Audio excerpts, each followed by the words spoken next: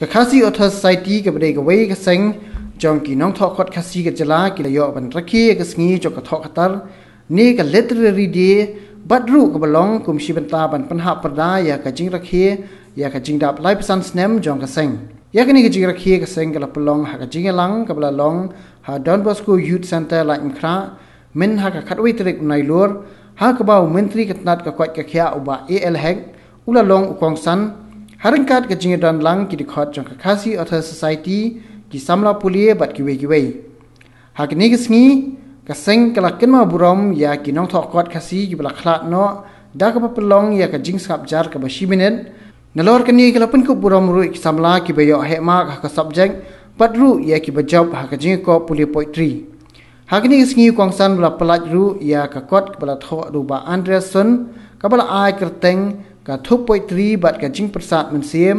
bat ru ka thop sa jing kan mau jong ka sing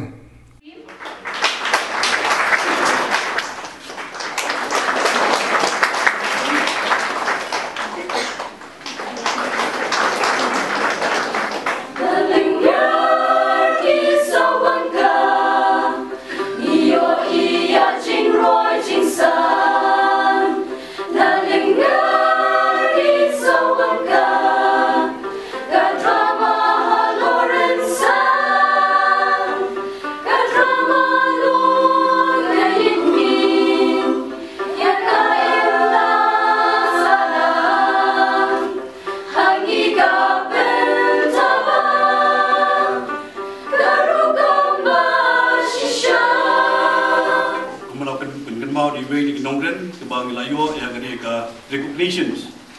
jong Khasi official associate official language harus dem arajarsan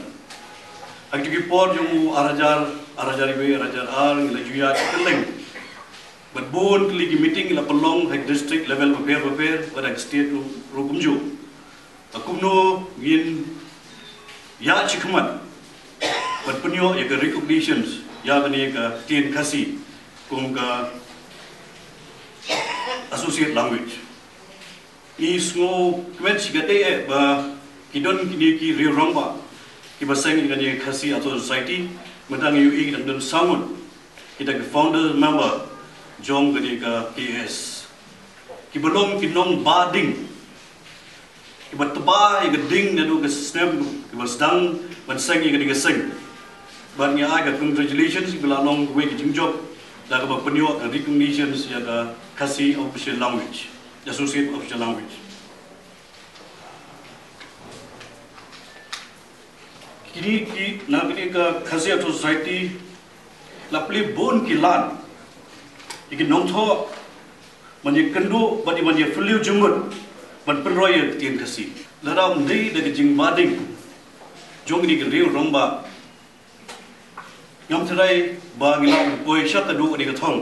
yang winyo ya recognitions jong official language yang tien Khasi